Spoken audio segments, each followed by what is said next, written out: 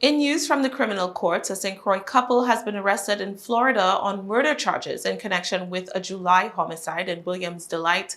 A woman is hit with a slew of fraud-related charges from a series of incidents which began in 2019, and a man faces grand larceny charges from an incident of suspected fraud in April. Last Thursday, the Polk County Sheriff's Department in Florida announced that it had arrested Jonathan Rivera and Nzinga Makita Williams at the request of the VIPD on charges of first-degree murder. The couple were arrested as suspects in the July 6th homicide of 28-year-old Jamarli Alfred, who was shot to death that afternoon in an area of Williams Rest known as the Turf.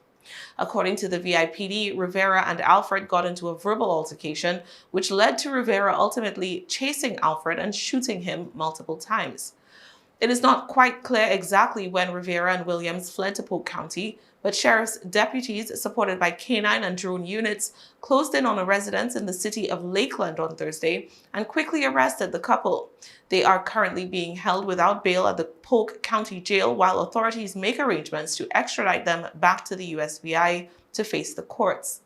Rivera is expected to be charged with first-degree murder, first-degree assault, third-degree assault, unauthorized possession of a firearm during the commission of a crime of violence, first-degree reckless endangerment, and unauthorized possession of ammunition.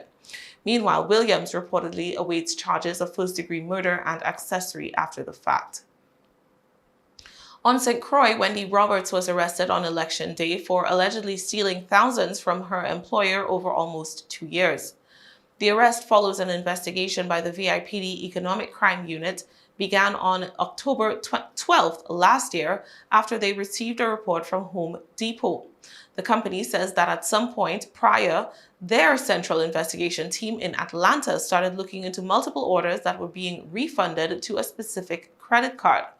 The refunds to that card started on October 17, 2019, and it was discovered that no merchandise was present while the transactions occurred. Internal Home Depot investigators also found that Roberts, who worked for the company as the coordinator for special orders, was the one to whom the money was being refunded. Among her job duties, taking special orders and processing credit card transactions. Home Depot says that their rogue employee would reopen orders that had already been closed for several months and then refund them, directing the money to her personal credit card. The transactions, the investigating team found, occurred at times when there were no customers at the service desk in the store where Roberts worked. When confronted by her employers, Roberts reportedly admitted to the fraudulent behavior, saying that she had been doing so for at least 2 years to pay for unspecified medical expenses. Home Depot claims the woman embezzled between $80,000 and $90,000, but could only provide about 3 or 4 months of surveillance footage to police on which Roberts was seen conducting an unauthorized refund of $5,000. However, the company was able to submit records of Roberts' unauthorized refunds from October 17, 2019 to July 23, 2021. After the VIPD ECU began their own investigation, they interviewed Roberts, who again reportedly admitted to making these refunds at least twice a month. She repeated her narrative to the detectives, saying the stolen money was for her medical and credit card bills.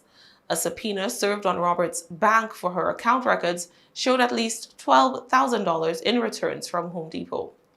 Upon her arrest earlier this week, Roberts was charged with obtaining money by false pretense, grand larceny, and access to a computer for fraudulent purposes. In court on Wednesday, a judge ruled that she be allowed to sign an unsecured bond for the full amount of her $20,000 bail requirement. She's barred from leaving St. Croix without the court's written permission and must report to the probation office weekly. Roberts is to have no contact, directly or indirectly, with the complainant or any witnesses in the matter. Her pre-trial conference is scheduled for January 23, 2023. St. Croix resident Arielle Peterson is facing similar grand larceny charges following a separate investigation by the Economic Crime Unit. Peterson appeared in court on Wednesday to answer to forgery charges following his recent arrest by police who received a report from the owner of Armstrong Ice Cream.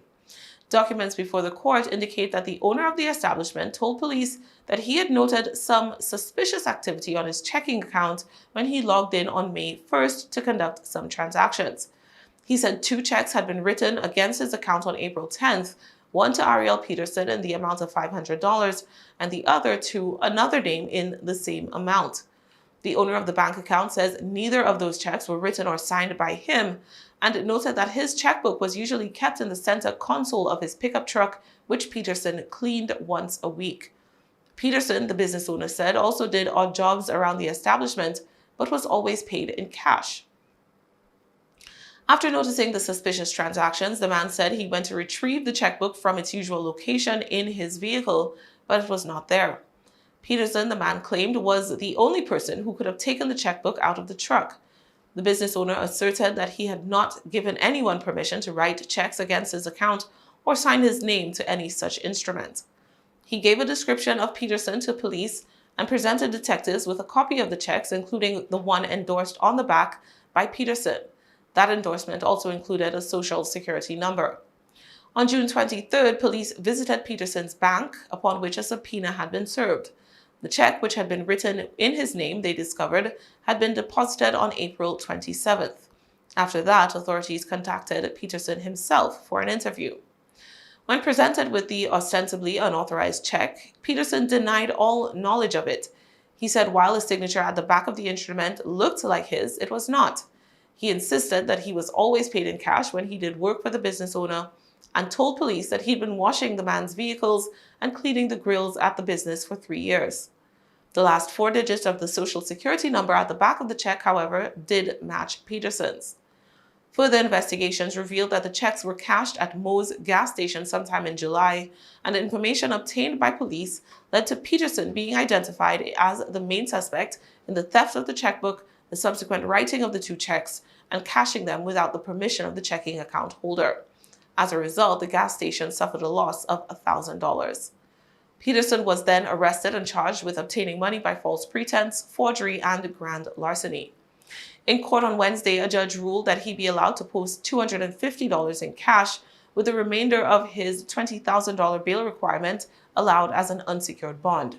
Peterson is barred from leaving St. Croix without the court's written permission and must surrender his passport if he has one. Peterson must report to the probation office every Tuesday and is to have no contact directly or indirectly with the business owner or any witnesses in the matter.